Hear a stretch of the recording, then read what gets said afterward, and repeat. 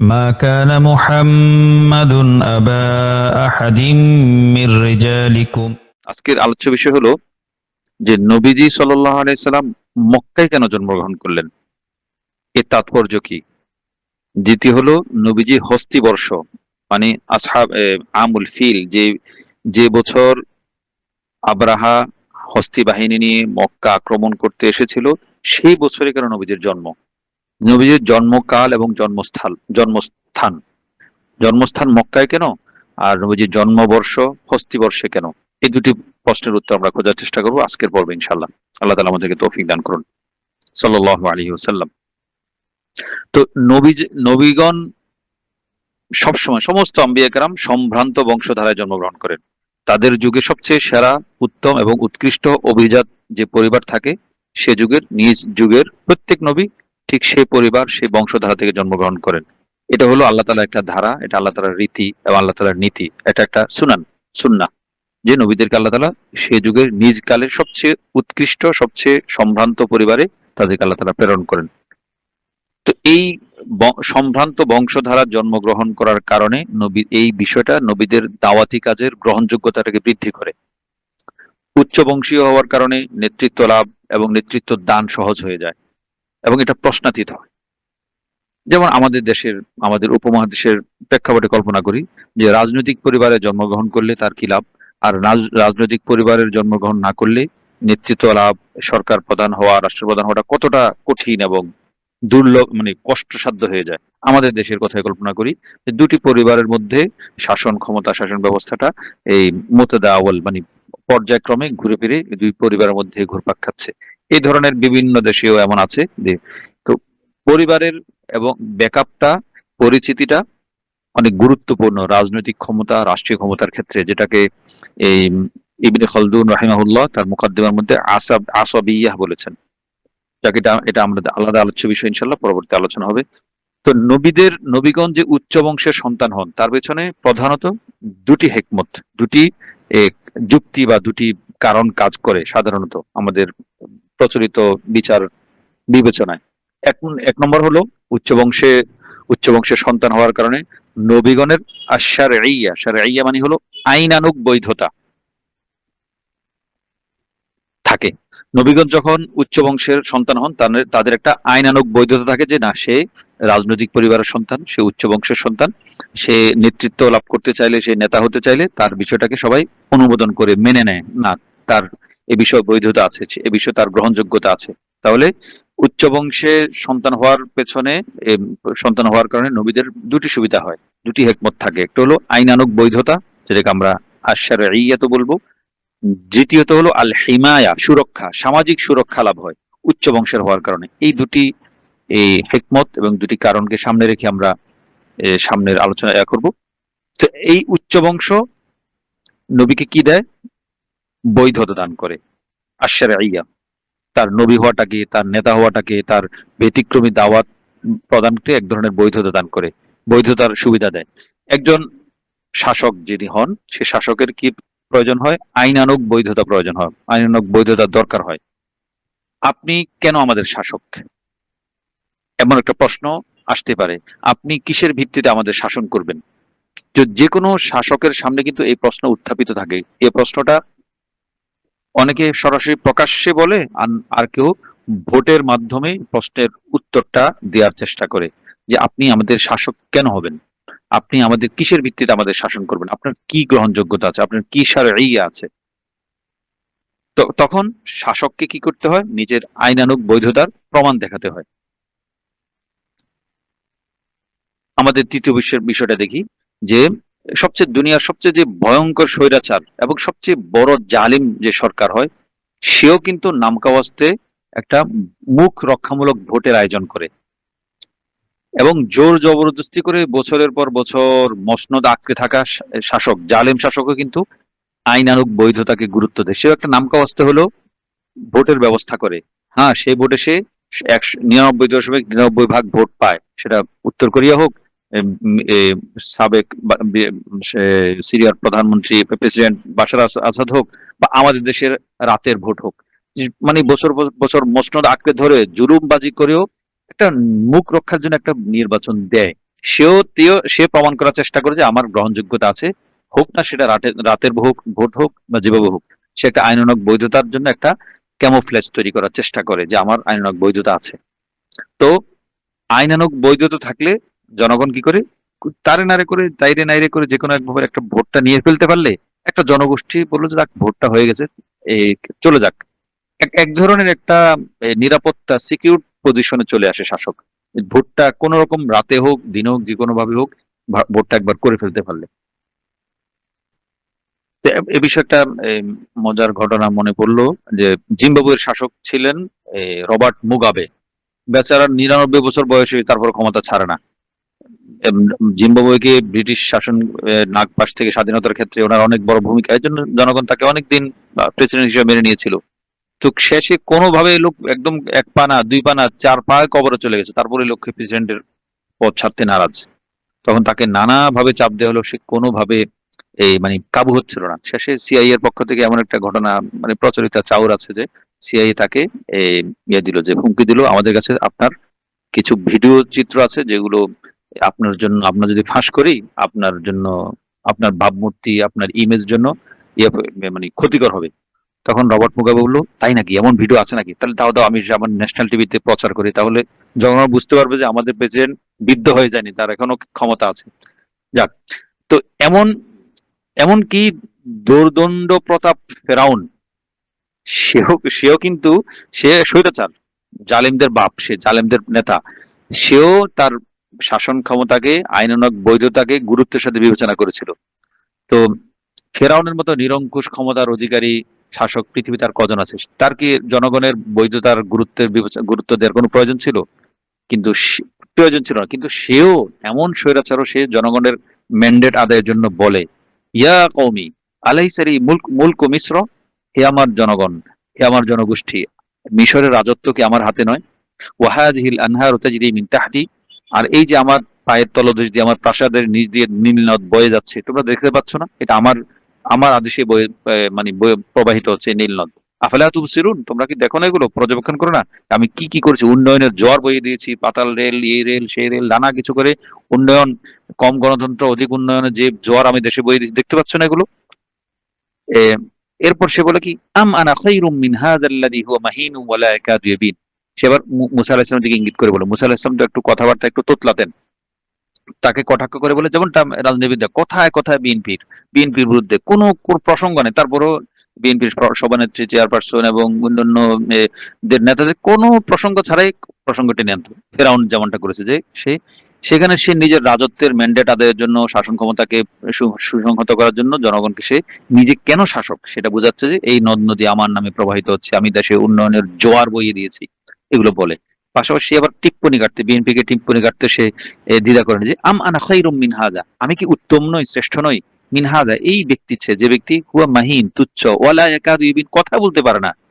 যেমন বলে আর কি সাক্ষাৎকারে, আওয়ামী ঘরানার একটা কথা প্রচলিত আছে যে তার বিরোধী ঘরানার চেয়ারপারসন যিনি বিএনপির, তিনি নাকি সরাসরি সাংবাদিকের সাথে কোনো স্ক্রিপ্ট ছাড়া কথা বলতে পারেন, এমন একটা কথা প্রচলিত আছে। হুবহু একদম ফেরাউনের মতোই কথা, ওয়ালা ইয়াকাদু ইবিন, সে যেন কথাই বলতে পারে না মুসা। তো আমি তো তার চেয়ে শ্রেষ্ঠ, আমি সাংবাদিকদেরকে একদম তুলোধনা করে ছাড়ি, সাংবাদিকদের যে মতো উলঙ্গ করে ছেড়ে দেয় আমার সাংবাদিক সম্মেলনে, আমাকে কেউ ইয়া করতে পারে না, এমন গর্ব ফেরাউনে করতো যে আমি দেখুন কি সুন্দরভাবে কথা বলতে পারি। আর ফেরাউন সে কথাই বলতে পারে না, সে তো মেট্রিক পাস করেনি, ওহু মাহিন তুচ্ছ, হুবহু এই বর্তমানের ফেরাউন আর অতীতের ফেরাউনের কথা, ভাষা, ভঙ্গি, স্টাইল একেবারে সেম। তো এখানে ফেরাউন কি বলছে, সে নিজের শাসক, এটার প্রমাণ করার চেষ্টা করেছে যে আমি মিশরের রাজা, আমি তো দেশের স্বাধীনতা এনেছি, আমার এই দেশ তো আমার আমার বাপের। তো এই হলো অবস্থা। তো ফেরাউনও কিন্তু নিজের ম্যান্ডেট, নিজের শাসক হিসেবে বৈধতার জন্য জনগণের কাছে সে নিজের যুক্তিগুলো তুলে ধরছে, আমি এই কারণে আমি তোমাদের বৈধ শাসক। জুখরুফ, সূরাতুল জুখরুফ 51 এবং 52 নম্বর আয়াতে বিষয়টা আছে। তো এই আয়াতের প্রেক্ষিতে আমরা বলতে পারি, তাফসীরে একটা পর্যবেক্ষণ পেশ করতে পারি যে ফেরাউন জাতির উদ্দেশ্যে ভাষণ দিয়েছে এই আয়াতে। এই আয়াতটা তো অনেকটা জাতির উদ্দেশ্যে ভাষণের মতোই।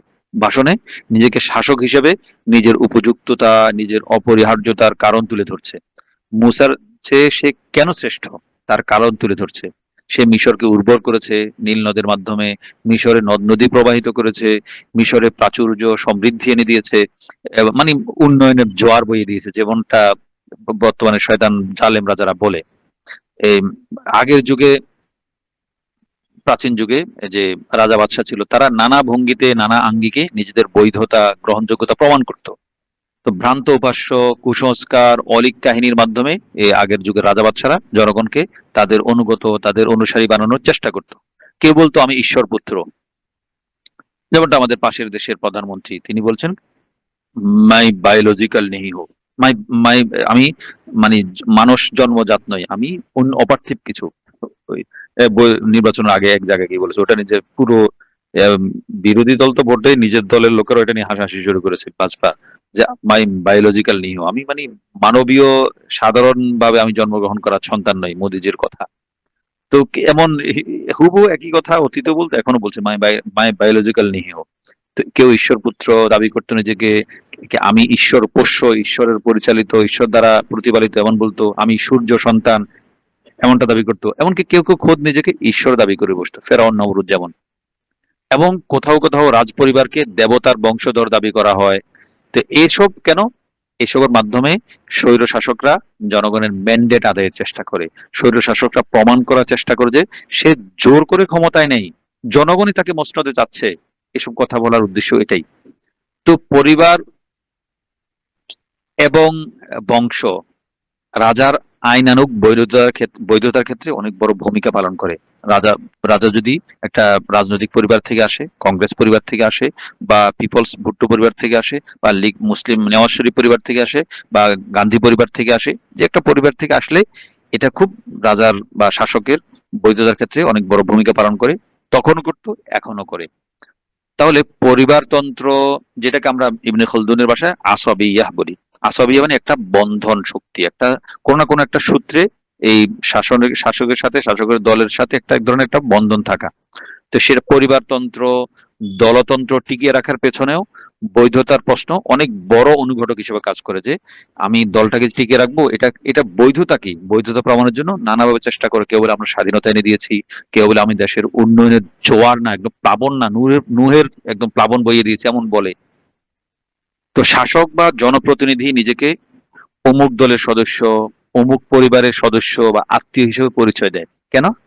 তার ম্যান্ডেট আদায়ের জন্য, নিজেকে বৈধ প্রমাণ করার জন্য। তো প্রাচীনকাল থেকে মানুষ বিশেষ পরিবার, বিশেষ দলকে অন্ধ সমর্থন করে আসছে। তো বর্তমানেও নির্বাচনে দাঁড়াতে গেলে বিশেষ কোনো দল বা পরিবারের সাথে নিজেকে জুড়তে হয়। তো পুরো বিশ্ব আসলে এই ধারাভুক্ত। ওই আমেরিকা বলে সেটা পরিবার না, কিন্তু একটা দল তো, হয় ডেমোক্রেট নয় রিপাবলিকান, হয় ডেমোক্রেট নয় রিপাবলিকান, এই তো এই দুটি ধারার মধ্যে এইটা একটা পরিবারের একটা বিকল্প রূপ। আমরা বলেছি কি, আমরা বলেছিলাম নবীগণ উচ্চ বংশের সন্তান হওয়ার পেছনে দুটি হিকমত থাকে, দুটি উপকার। একটা হলো আইনানুগ বৈধতার ক্ষেত্রে সহজ হয়, আশ-শারঈয়া, এটা বৈধতা নিয়ে আমরা কিছুটা সংক্ষেপে কিছু আলোকপাত করেছি আলহামদুলিল্লাহ। আর দ্বিতীয়ত হলো নবীগণ উচ্চ বংশের হওয়ার পেছনে দ্বিতীয় সুবিধা কি, সামাজিক সুরক্ষা, সুরক্ষা আল হিমায়া। সামাজিক সুরক্ষা কি এটা নিয়ে আমরা একটু কথা বলি।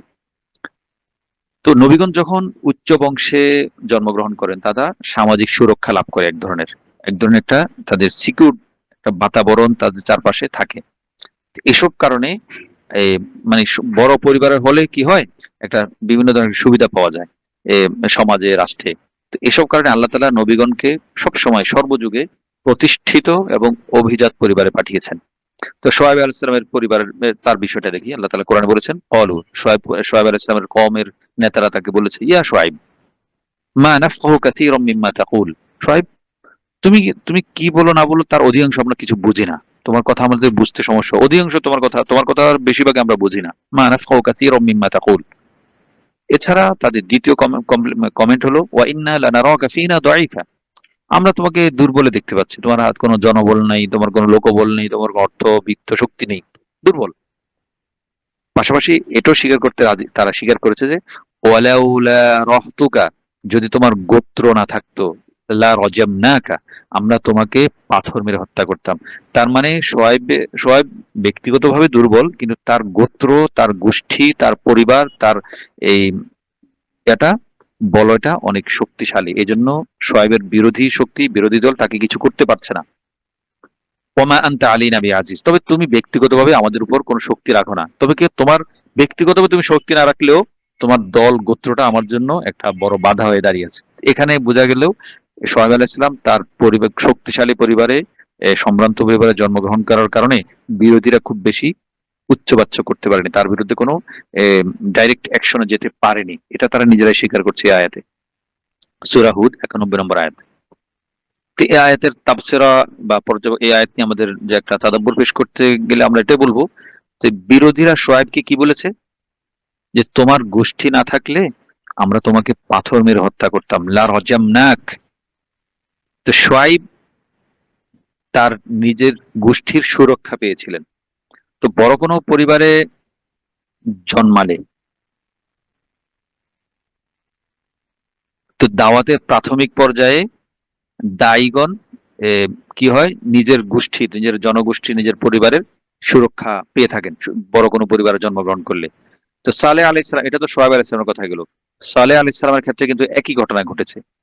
তারা কি বলল, তার কম বলেছেন কলু তাকাওয়াসামু বিল্লাহি, তারা বলল, তার কম সালেহ আলাইহিস সালাম বিরোধী যারা ছিল তারা বলল, তারা সবাই সম্মিলিতভাবে শপথ করেছে, তাকাওয়াসামু বিল্লাহ, আল্লাহর নামে শপথ করেছে যে লানুবাইয়িতান্নাহু ওয়া আহলাহু, তাকে এবং আমরা রাতের বেলা তাকে এবং তার পরিবারকে আমরা কি করব, রাতের বেলা অন্তর্ঘাত হামলা করব। অতবার হামলা করার পর সুম্মা লানাকুলান্না লিওয়ালিহি, তার অতঃপর আমরা সকালে তার পরিবার, তার আত্মীয় স্বজনকে বলবো যে মা শাহিদিনা মাহলিকা আহলিহি, আমরা তার মৃত্যু, তাকে মরতে আমরা তার এই যে তার উপর হত্যাকাণ্ড নেমে এসেছে তার পরিবারের উপর রাতের বেলা 32 নম্বরে, সেটা আমরা দেখিনি। ওয়া ইন্না লাসাদিকুন, আমরা আমরা আমরা সত্যি সত্যি বলছি, আমরা কিন্তু তাকে মারিনি, আমরা মারার ঘটনা আমরা ছিলাম না। সূরা নামলের 49 আয়াত। এখানে বিষয় দেখার বিষয় কি, এখানেও কি জালেম সম্প্রদায় সালেহ আলাইহিস সালামকে হত্যা করার ষড়যন্ত্র করে আগেই ষড়যন্ত্র পাকিয়েছিল যে আমরা তাকে মারবো, তার পরিবারকে মারবো, মেরে সকালে উঠে বলবো যে আমরা বিড়ালের মতো মুখ মুছে, লেজ দিয়ে মুখ মুছে বলবো আমরা ইঁদুর খাইনি। এ বলবো তারা সকালে, তাদের এমন ষড়যন্ত্র ছিল সালেহ আলাইহিস সালামকে হত্যা করবে। তো হত্যা করার সময়ও সালেহ আলাইহিস সালামের যে গোষ্ঠী, তার পরিবারকে তারা ভয় পাচ্ছিল। এ ভয় পেয়ে দিনের বেলা হত্যা করার সাহস পায়নি, রাতের বেলা হত্যার ষড়যন্ত্র করেছে। এবং সকালে উঠে তারা পরিবারকে বলতো যে আমরা আমরা তাকে হত্যা করিনি। তার মানে এক ধরনের একটা সুরক্ষা, পরিবারের সুরক্ষা সালেহ আসলাম স্বয়ংক্রিয়ভাবে পেয়েছিলেন। তা আমাদের আমাদের নবীজি সাল্লাল্লাহু আলাইহি ওয়াসাল্লাম, সবাই ফাঁকে ফাঁকে দুরূদ শরীফ পড়বো ইনশাআল্লাহ। তা আমাদের নবীজিও দাওয়াতি কাজের শুরু থেকেই বনু হাশেমের সুরক্ষা বলয়ে ছিলেন, আমরা সবাই জানি। চাচা আবু তালেব গোত্র এবং মক্কা উভয় নিজের গোত্রের প্রধান ছিলেন এবং মক্কারও প্রধান ছিলেন। তো আবু তালেবের জীবদ্দশায় নবীজির বিরুদ্ধে কেউ কিছু করতে সাহস করে উঠতে পারেনি। কুরাইশ তেমন কোনো চরম কোনো সিদ্ধান্ত নিতে পারেনি নবীজির বিরুদ্ধে আবু তালেবের জীবদ্দশায়। তারা আবু তালেবের মৃত্যুর অপেক্ষা করেছিল। তো এদিকে মুসলমানদের সংখ্যা দিন দিন বেড়ে চলছিল, নবীজির শক্তি বেড়ে যাচ্ছিল। তো কুরাইশের ধৈর্যের বাঁধ ভেঙে গিয়েছিল, তারা আবু তালেবকেও আর পরোয়া করেনি। তারা কি করলো, তবে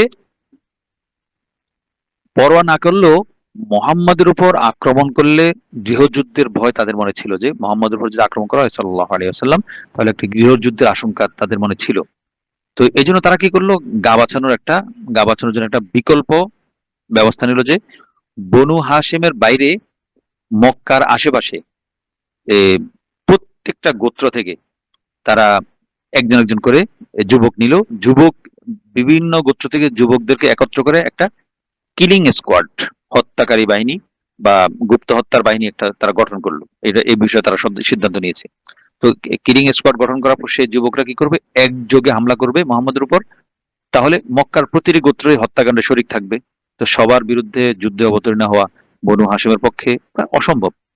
তখন কি হবে, 100 উট দিয়ে, সব সব গোত্র মিলে 100 উট দিবে, 100 উট দিয়ে মুক্তিপণ আদায় করে দিলে বাস ঝামেলা চুকে যাবে।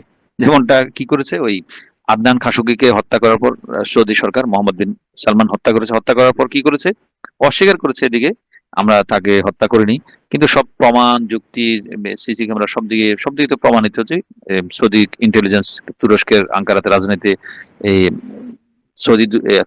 সৌদি দূতাবাসে ঢুকিয়ে আদনান খাশোগিকে হত্যা করেছে। এদিকে কি করেছে, মোহাম্মদ বিন সালমান আদনান খাশোগির সন্তানদেরকে ডেকে নিয়ে 100 উট পরিমাণ টাকা তাদেরকে দিয়ে মুক্তিপণ আদায় করে দিয়েছে। শরীয়ত ঠিক, তার স্বার্থ আদায়, এগুলো অবস্থা। তো তো কোরাইশ কি করেছে? তো কোরাইশ এই ষড়যন্ত্র করেছে, তারা 100 ওট দিয়ে বাস মোহাম্মদকে হত্যা করার পর 100 ওট দিয়ে বনু হাশেমকে ঠান্ডা করে দিবে। বাস, আর কোনো ঝামেলা হবে না। তো কোরাইশরা তাদের ঘোর ষড়যন্ত্র বেশ ভালোই পাকিয়েছিল, মানে বেশ সফিস্টিকেটেড ষড়যন্ত্রটা, নিখুঁত ষড়যন্ত্র করেছিল। তো এই ষড়যন্ত্র করলেও 13 বছর পর্যন্ত তারা কিন্তু মোহাম্মদ সাল্লাল্লাহু আলাইহি ইসলামকে হত্যা করার সাহস করে উঠতে পারেনি। মক্কায় যত নবীজি 13 বছর ছিল, তো নবুয়তের পরে 13 বছর তারা করেনি কেন? গৃহযুদ্ধের ভয়ে। মানে বনু হাশিমের সাথে গৃহযুদ্ধ লেগে যাবে এই ভয়ে তারা মানে কিলিং স্কোয়াড গঠন করতে 13 বছর লাগিয়ে দিয়েছে। এবং তাও আবু তালেব বেঁচে থাকতে না, আবু তালেবের ইন্তেকালের পর, খাদিজার ইন্তেকালের পর তারা এই এই হত্যাকাণ্ডের ষড়যন্ত্র করেছিল। তো চূড়ান্ত মুহাম্মদকে সাল্লাল্লাহু আলাইহি সাল্লামকে হত্যা করার সিদ্ধান্ত নিতে, চূড়ান্ত সিদ্ধান্ত নিতে, একদম ডিসিসিভ, একদম ডিসিশন নিতে তাদের কোরাইশের 13 বছর লেগে গেছিল। 13 বছর ওরা সাহস করতে পারেনি। তো এটা কেন 13 বছর লেগেছে? গোত্রের সুরক্ষা কবচ, গোত্রের যে একটা সুরক্ষা ছিল বনু হাশেমের, এই সুরক্ষা কবচ বাঁচান তো আল্লাহ তাআলাই। আমরা জাগতিক দৃষ্টিকোণ থেকে আলোচনা করছি। তো সুরক্ষা কবচ নবীজিকে 13 বছর সুযোগ দিয়েছে। সুযোগটা কেন? ওই গোত্রের কারণে, গোত্রের একটা যে রক্ষা বলেছিল সেই কারণে। তো প্রতিপক্ষের চরম সিদ্ধান্তকে 13 বছর পিছিয়ে দিয়েছিল কে? বনু হাশেম, এই গোত্রের একটা সুরক্ষা বলয়। তো এই সুযোগে নবীজি কি করেছেন 13 বছর সময় পেয়ে? তো 13 বছর সময় একজন মোহাম্মদ সাল্লাল্লাহু আলাইহি ওয়াসাল্লামের মতো একজন শক্তিমান কর্মঠ ব্যক্তির জন্য 13 বছর কি যাতা সময়? বিশাল সময়। নবীজি এই সুযোগকে কাজে লাগিয়ে কি করলেন? মক্কায় একটা জনগোষ্ঠী তৈরি করলেন, এরপর হাবশায় পাঠালেন, এবার আবিসিনিয়া একটা দল পাঠালেন, বিভিন্ন জায়গায় ক্ষেত্র তৈরি করলেন, পাশাপাশি মদিনা একটা রাষ্ট্র গঠনের প্রয়োজনীয় প্রস্তুতিও সেরে নিয়েছিলেন এই 13 বছরে। এই ছিল নবীজির এই সম্ভ্রান্ত বংশে জন্মগ্রহণ করার দুটি হিকমত। একটা হলো আশ-শারঈয়া, আইনানুগ বৈধতা, আর একটা আল হিমায়া, সুরক্ষা। এখন আমরা আলোচনায় যাব জন্মকাল এবং জন্মস্থান। তো নবীজি জন্মকাল কখন? হস্তিবর্ষ, যে বছর আব্রাহা হাতি নিয়ে মক্কা আক্রমণ করতে এসেছিল। তো নবীজির জন্ম থেকে নবুয়ত প্রাপ্তি পর্যন্ত এই সময়টা অত্যন্ত গুরুত্বপূর্ণ। এই সময়টাতে নবীজি কোরাইশের কাছে সত্যবাদী, আল আমিন, সাদিক আর বিশ্বস্ত হিসাবে নিজেকে প্রতিষ্ঠিত করতে সক্ষম হয়েছিলেন। নবীজি এই সময়টা, 40 বছর সময়টাকে প্রত্যেকটা মুহূর্তকে কাজে লাগিয়েছেন, এবং প্রত্যেকটা মুহূর্তে নবীজি নিজের ইমেজ, নিজের ব্যক্তিত্ব, নিজের সামাজিক প্রভাব প্রতিপত্তি যতভাবে প্রতিষ্ঠিত করা সম্ভব নবীজি ততভাবে নিজেকে প্রতিষ্ঠিত করে নিয়েছিলেন এই 40 বছর জীবনে। তো দাওয়াত শুরু করার পর নবীজি এই 40 বছরের পুঁজিকে কিন্তু ব্যবহার করেছেন নবীজি। এই নিজের নিজের কোয়ালিফিকেশন বলার সময়, নিজের কোয়ালিফিকেশন দেওয়ার সময়, দাওয়াতি কাজ করতে গেলে তো কোয়ালিফিকেশন লাগে। একজন আমির সাহেব খুবই মুখলেস, অনেক যোগ্য, কিন্তু আরেকজন আমির সাহেব ডক্টর বা ডাক্তার, ভালো ডাক্তার, বিখ্যাত ডাক্তার। তো দুইজন আমির সাহেবের নেতৃত্বে জামাতের কাজের ফলাফল কি এক হবে? না, এক হবে না, অনেক পার্থক্য হবে। যিনি ডাক্তার, সবাই চিনে জানে সম্মান করে, তার তিনি এক বয়ানে যেখানে একটা জামাত দাঁড়িয়ে যায়, 2-3টা জামাত তৈরি হয়ে যায়। সেখানে সাধারণ কিছু আমির খুব বয়ান করতে পারেন, কিন্তু কথা বলতে পারেন, মুখলেস সব, তারপরও জামাত ওঠাতে কষ্ট হয়। এটা আমার ব্যক্তিগত দেখার একদম নিজ কাছ থেকে দেখেছি যে সাধারণ এর আগে জামাত এসেছিল, তারা খুবই জাদ্রেল ছিল, খুব যোগ্য শিক্ষিত, কিন্তু জামাত উঠতে পারেনি। একই জায়গায় যোগ্য একজন, বিখ্যাত একজন, কোয়ালিফিকেশনের অধিকারী একজন আমির সাহেব নিলেন, একই জামাত, মানে ওখানে একটা জামাত বেরিয়েছে, এরপর আরেকটা জামাত গিয়েছে, তো দ্বিতীয় জামাত একই সময় পরপর একটা জামাত গেলে আরেক জামাত আসার পরে তো সাধারণত ওখানে কাজকর্ম হয় না। না, উনি দ্বিতীয় জামাত যাওয়ার পর, আমির সাহেব যোগ্য ছিলেন, সবাই চিনত, সবাই খুব প্রভাব প্রতিপত্তিশীল তিনি, উনি যাওয়ার পর ওখান থেকে 2টি জামাত তুললেন। অথচ এর আগে একটা জামাত, বিদেশি জামাত ছিল, খুবই ভালো জামাত ছিল, তারা একজন মানুষও তশকিল করতে পারেনি। তো এই জন্য আসলে কোয়ালিফিকেশনটা খুব জরুরি। মুসা আলাহিস সালামের ক্ষেত্রে আমরা দেখি, ইউসুফ আলাহিস সালামের ক্ষেত্রে দেখি, তারা নিজের কোয়ালিফিকেশনটা প্রকাশ করেছেন, ইন্নী হাফিজুন আলিম। ইউসুফ আলাহিস সালাম নিজের কোয়ালিফিকেশন নিজে প্রকাশ করেছেন। আর মুসা আলাহিস সালামের ক্ষেত্রেও তার কোয়ালিফিকেশনটা, তার সেই শোয়েব আলাহিস সালামের 2 মেয়ে, তার কোয়ালিফিকেশনটা খুব গুরুত্বের সাথে যাচাই বাছাই করেছেন যে এই লোকটা হাফিজ কবিয়ুন আমিন, শক্তিশালী, মুসা শক্তিশালী এবং আমিন বিশ্বস্ত। কোয়ালিফিকেশন খুব জরুরি। তো নবীজিও তার এই 40 বছর যে অর্জন, যে উপার্জন, তার চারিত্রিক, আখলাকি সব দিক দিয়ে যে উপার্জন, সেটাকে সে কোয়ালিফিকেশনটা দাওয়াতের ক্ষেত্রে ব্যবহার করেছেন। সূরা ইউনূসের 16 নম্বর আয়াতে নবীজি সেই কোয়ালিফিকেশনটা পেশ করছেন যে, কুল, হে নবীজি আপনি বলুন, লাউ শাআ আল্লাহু মা তালাউতু আলাইকুম, আল্লাহ চাইলে আমি কি করতাম না, তোমাদের কাছে এই কোরআন তেলাওয়াত করে শোনাতাম না। এবং ওয়ালা আদরাকুম বিহি, এরপর নবীজি কি বলছেন, ফাকাদ লাবিস্তু ফীকুম উমরাম মিন ক্বাবলিহি, আমি তো এই নবুয়তের দাবির আগে, এই কিতাবের তেলাওয়াতের আগে তোমাদের কাছে দীর্ঘ সময় তোমাদের মধ্যে ছিলাম। তোমরা আমাদের কিন্তু চেনো, জানো আমি কেমন, সেটা তোমরা ভালো করে আমাকে উপলব্ধি করেছো, দেখেছো।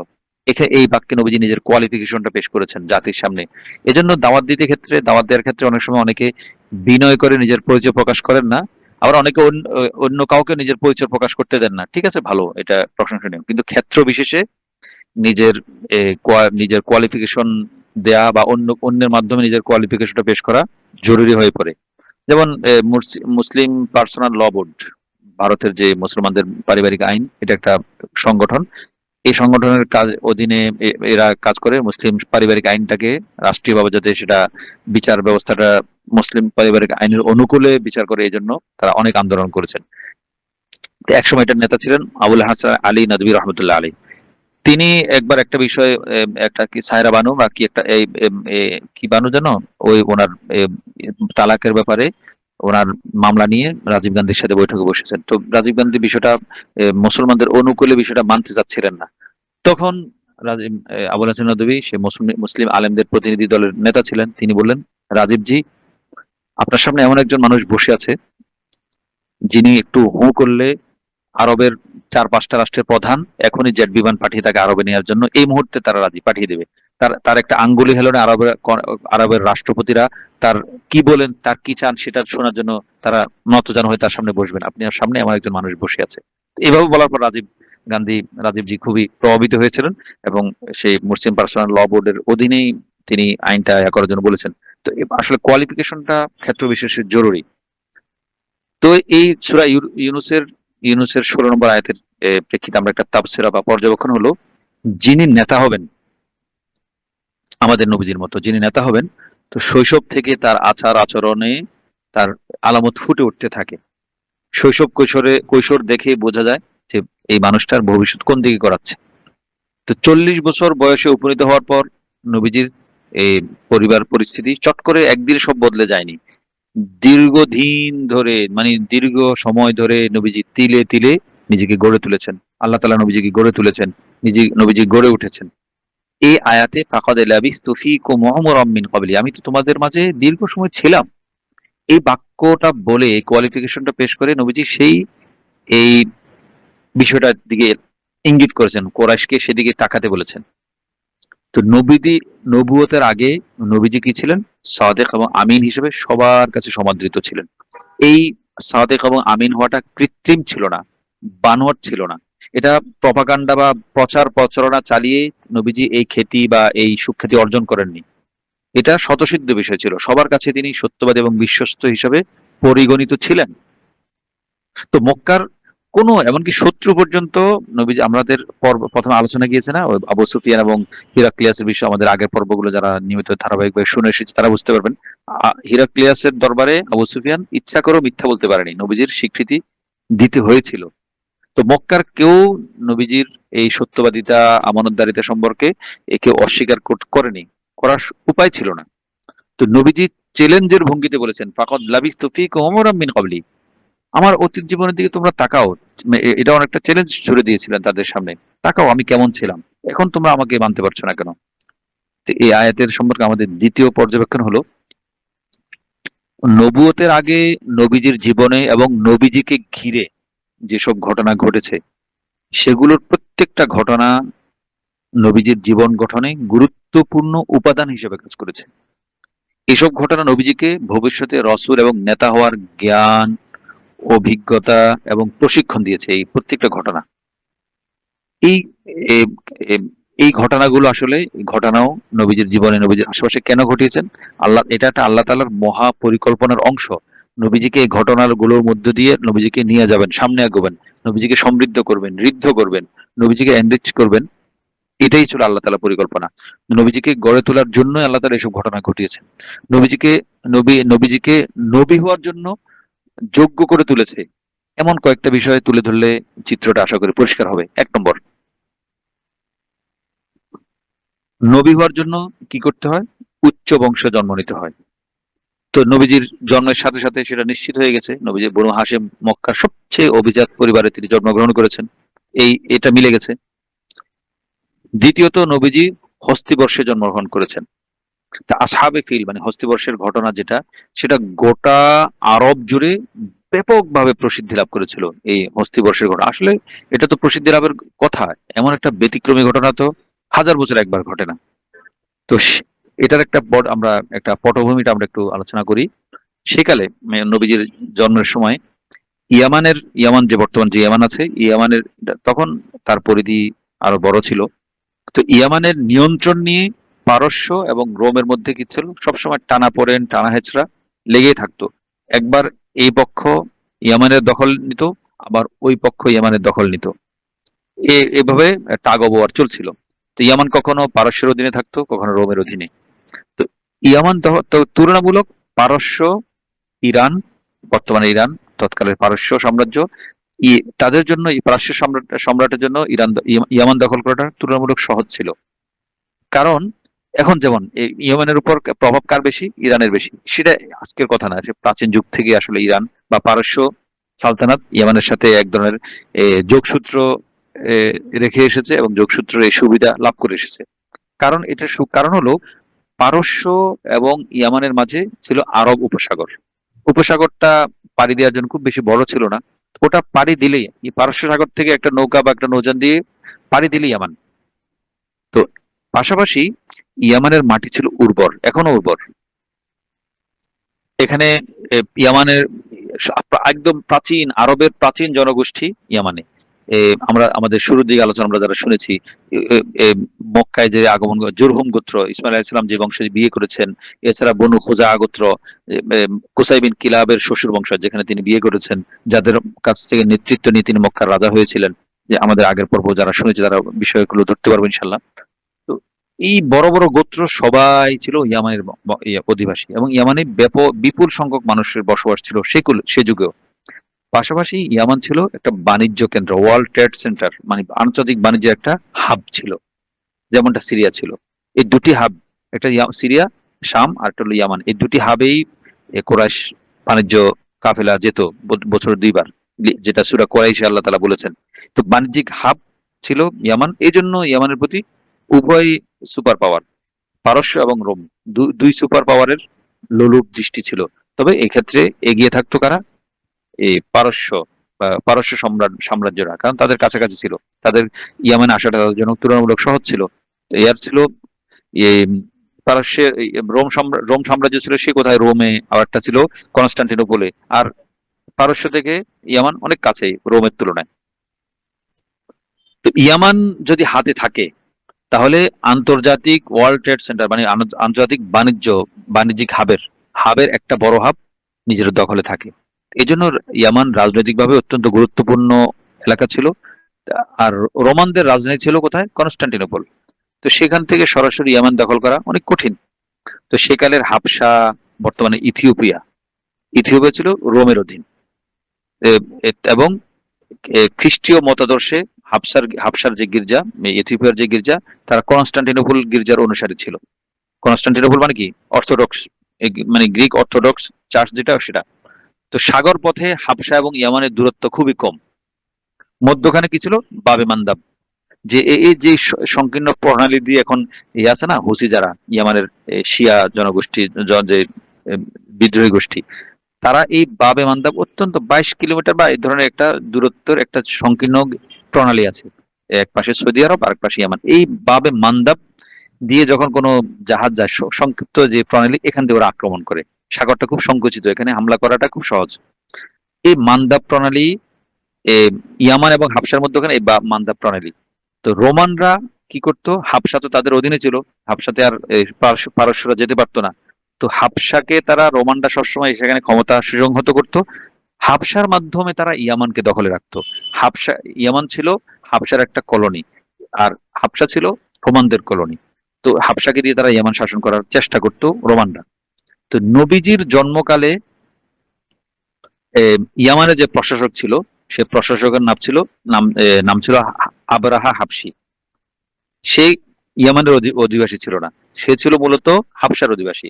তো হাবশা ছিল রোমানদের, রোমানদের পক্ষ থেকে একজন ওই হাবশার একজন জনগণকে এখানে শাসক হিসেবে পাঠানো হয়েছিল। যেমনটা ইংরেজ আমলে শাসক আসতো থেকে, যেমন গভর্নর জেনারেল আসতো লন্ডন থেকে, শাসন করতো কোথায়? ভারতে।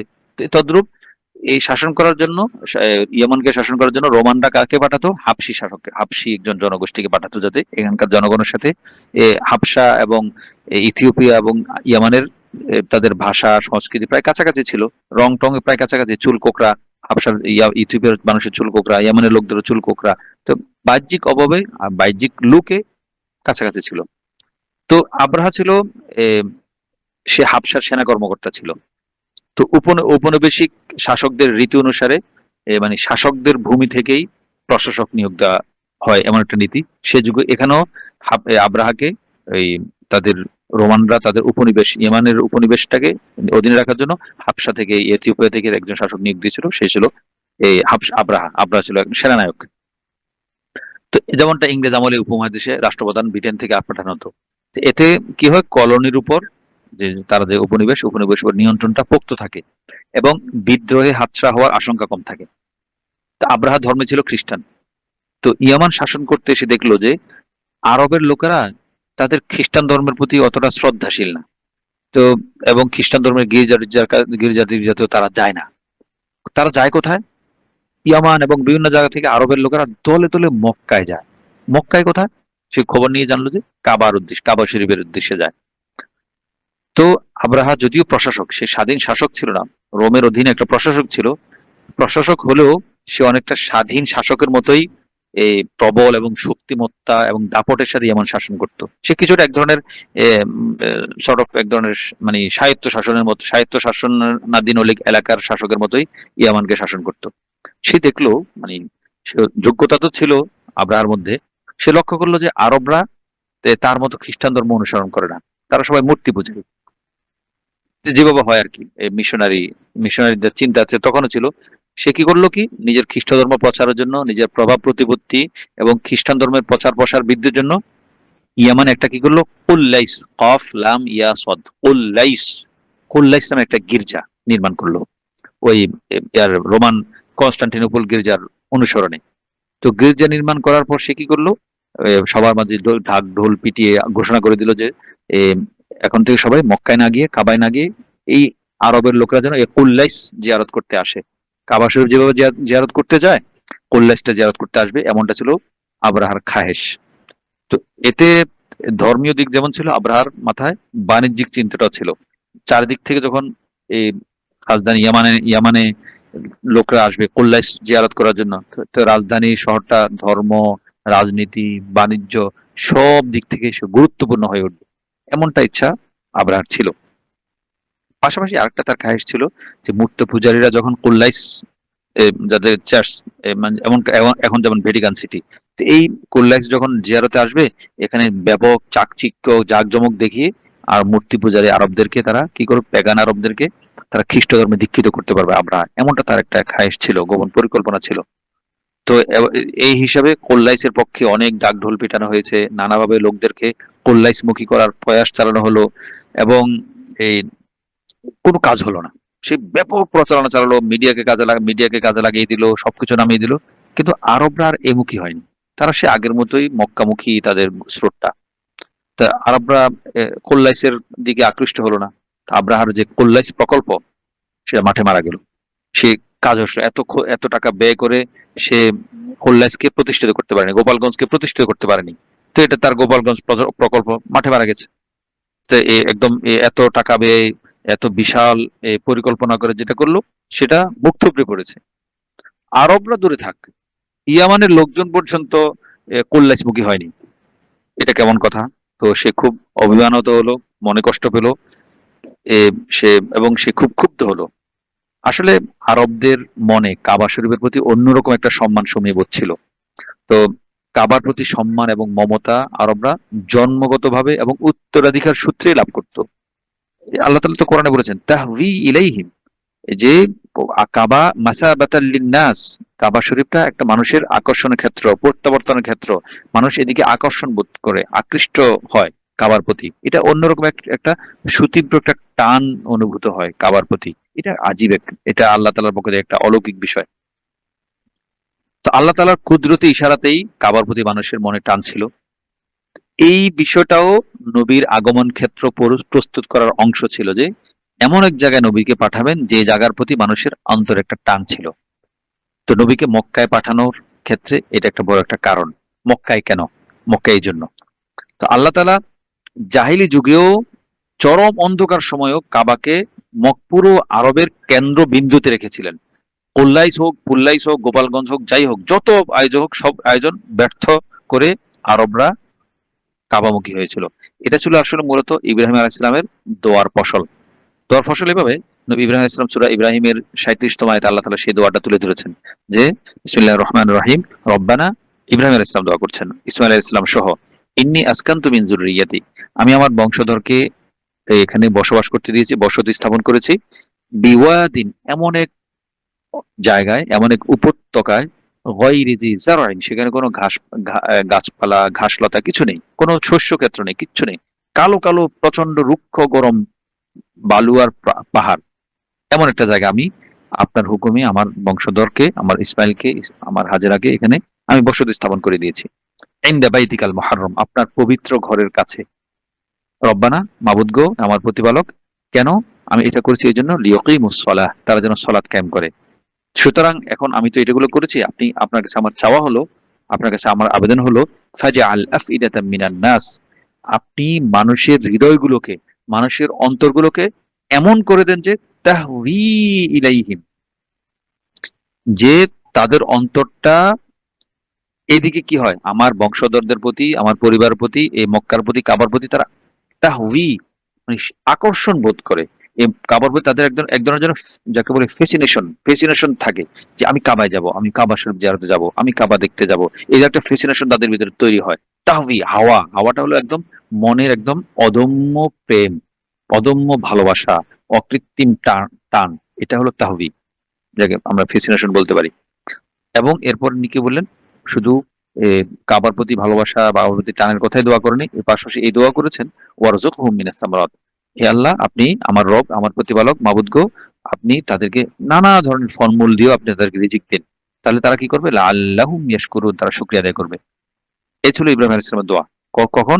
নবীজি আগমনের প্রায় 2500 বছর আগে, 2500 বা 2400 বছর আগে ইব্রাহিম আলাইহিস সালাম এই দোয়া করে গেছেন। এই দোয়ার ফল কি? কোল্লাইস, আব্রাহা বিশাল গ্র্যান্ড প্রজেক্ট, যেটা গ্র্যান্ড ডিজাইন করে কোল্লাইস বানিয়েছিল, সেটা ব্যর্থ হয়ে মাঠে মারা গেছে।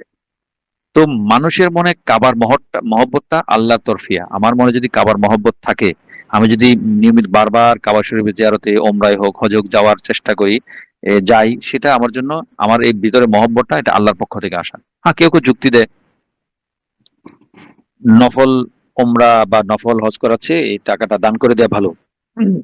এই চিন্তা সুন্দর, ভালো।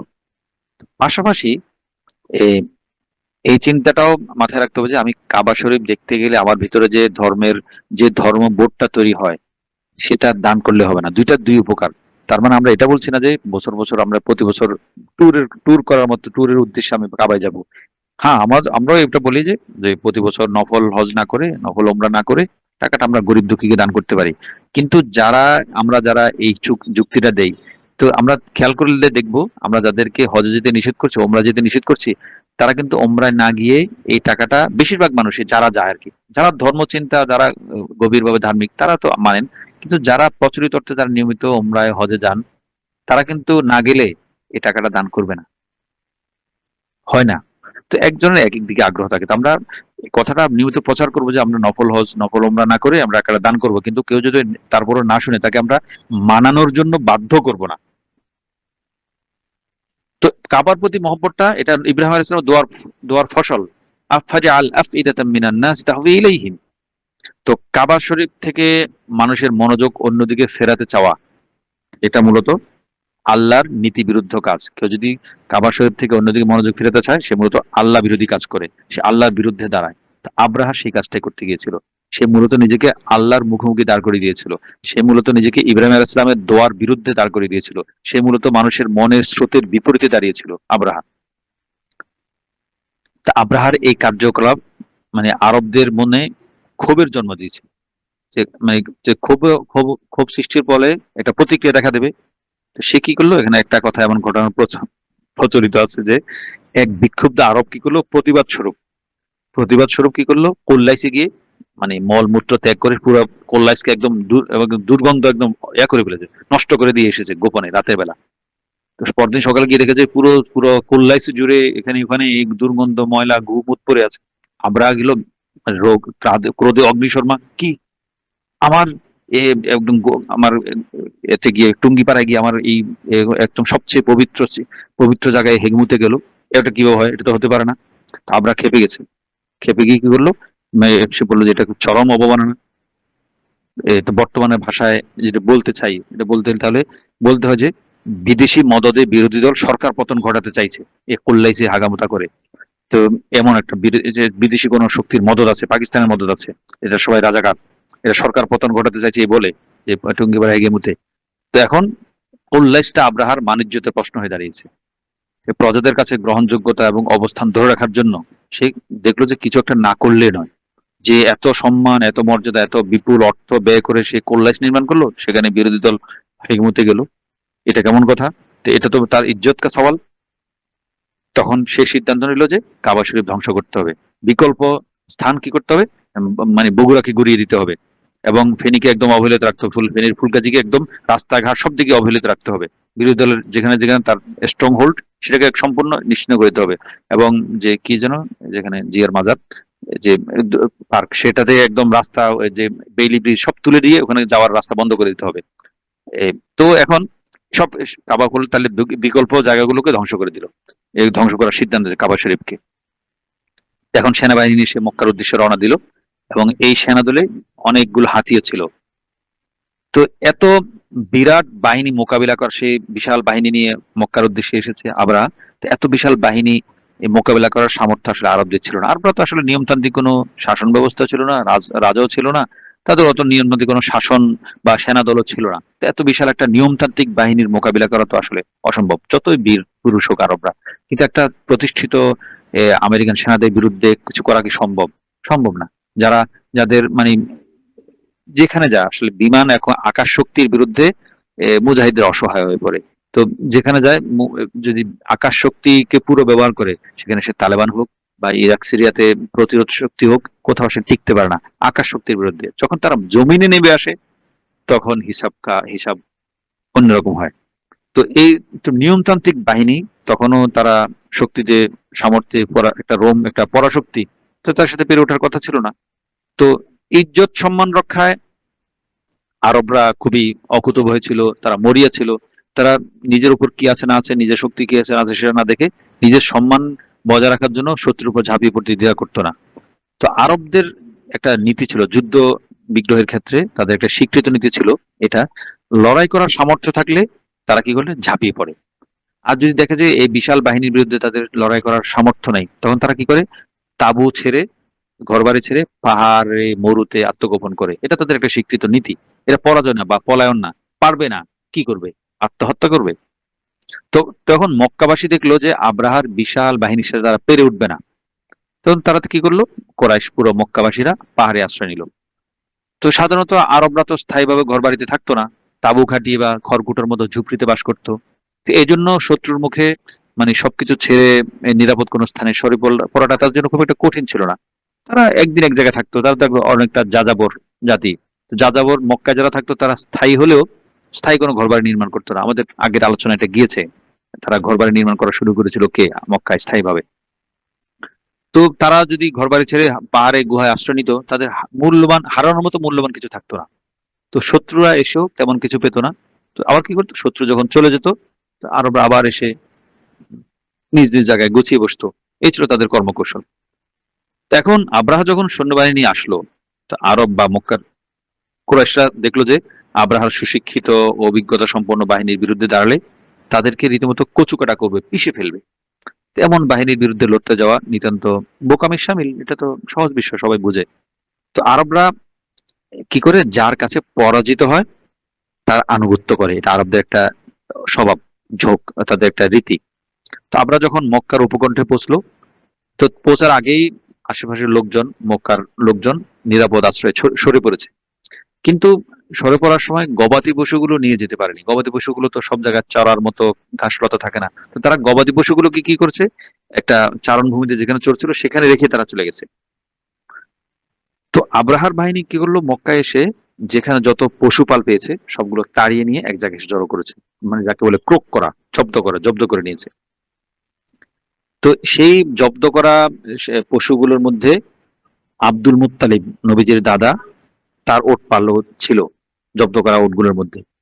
তখন আব্দুল মুত্তালিব কি করলেন? নিজের ওটগুলো উদ্ধার করার জন্য আব্রাহার কাছে এলেন। আব্রাহার কাছে এসে তো আব্দুল মুত্তালিব তো চেহারা সুরতে, তিনি তো নবীজির দাদা, এক নবীর বংশের লোক, ইব্রাহিম আলাইহিস সালাম বংশের লোক, সবচেয়ে সম্ভ্রান্ত ধারা। তো তার মানে শস্যমণ্ডিত দাড়ি, ভাবগম্ভীর চেহারা, নেতা সুলভ অভিজাত, এবং নবীর বংশ, নবীজির যে ইব্রাহিম আলাইহিস সালামের বংশের যে একটা সৌন্দর্য, এই সব কিছু মিলিয়ে আব্রাহা খুব ভীষণ প্রভাবিত হয়ে গেল। এই কেমন লোক! মানে আব্দুল মুত্তালিবের চেহারা, সবকিছু ওঠা বসা, চলন বলন, কথাবার্তা দেখে সে মানে এড়াতে পারলো না, ভীষণভাবে প্রভাবিত হলো। সে কি করলো? সসম্ভ্রমে আব্দুল মুত্তালিবকে নিজের কাছে নিয়ে বসালো। বসার পর সে ভদ্রভাবে, সম্মানের সাথে, বিনয়ের সাথে জানতে ছিল, আপনি কেন এসেছেন? তখন আব্দুল মুত্তালিব বেরসিকের মতো বললেন যে, আমি আমার ওট ওট নিতে এসেছি। আব্রাহা ভীষণ অবাক হলেন, ব্যাপারটা কি? সে আব্রাহার তখন কথাটা ছিল, "কদ কুনতু হিবতুক।" আমি তো আপনাকে ভয় পেয়েছি। মানে আমি আপনাকে সমী করে ফেলেছিলাম আপনাকে দেখে। আপনাকে দেখে আমার সম্ভ্রম জেগে উঠেছিল। "কদ কুনতু হিবতুক।" তো আমি ভেবেছিলাম আপনি কবিলার নেতা হিসেবে কাবা শরীফ রক্ষার কথা বলবেন। তা না করে আপনি কোথায় ব্যক্তিগত স্বার্থের কথা বলছেন? তখন আব্দুল মুত্তালিব বিখ্যাত যে উক্তি, যেটা ইতিহাসে অমর অমর হয়ে আছে, সেটা তিনি সে উক্তিটা করেছিলেন।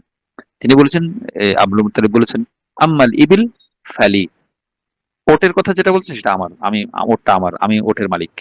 ওয়া আম্মাল বাইত, আর যে ঘরের কথা বলছেন কাবা, ফালাহু রব্বুন, তার একজন রব আছেন, ইয়াহমিহি, তিনি সে রব, সে বা কাবা বাইতুল, সে ঘরকে তিনি রক্ষা করবেন।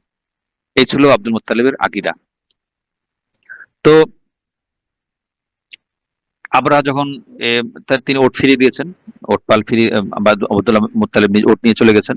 এরপর কাবা শরীফ আক্রমণ করার জন্য আবরাহা চূড়ান্ত প্রস্তুতি গ্রহণ করেছে, চূড়ান্ত প্রস্তুতি গ্রহণ করে অগ্রসর হচ্ছে। অগ্রসর হওয়ার সময় সে বিখ্যাত ঘটনা ঘটেছে যে একদল ছোট্ট পাখি এসে গোটা বাহিনীকে ধ্বংস করে দিয়েছিল। এই পুরো পাখির দলটাকে ঝাঁক, ফ্লক, যেটাকে বলে আবাবিল বলে। আবাবিল কোনো পাখি না। আবাবিল হলো ইব্বাউলুন বা ইব্বিলুন শব্দ। ইব্বিল মানে হলো ঝাঁক, পাখির ঝাঁক। ফ্লক অফ বার্ড, পাখির ঝাঁক। এটার বহুবচন হলো আবাবিল। ইব্বিলুন বা ইব্বাউলুন শব্দের।